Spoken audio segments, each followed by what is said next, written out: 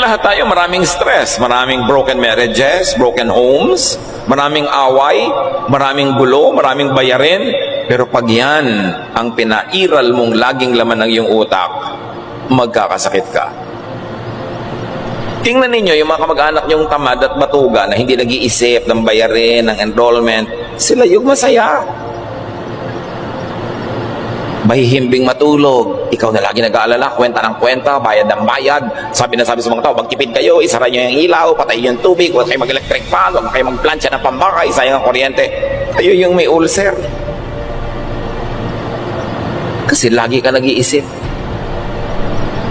In the fields of neuroscience, yung tungkol sa brain, endocrinology, yung mga tungkol sa atay, mga internal organs, and psychology, sila ngayon ay pinaghahalo-halo ng medisina in a discipline called psychoneuroimmunology. May bago ng ganon. Pinagsama-sama yung tatlong discipline as medicine discovers the precise links between the states of mind, emotional moods, and physical chemistry.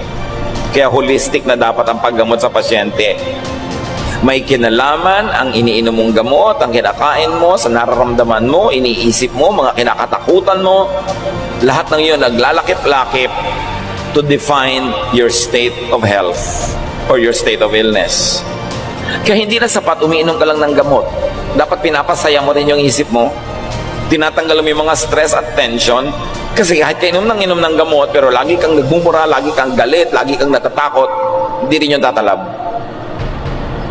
Kailangan nagkakalakip-lakip yung damdamin, yung puso, yung katawan, physical world, and the spiritual world.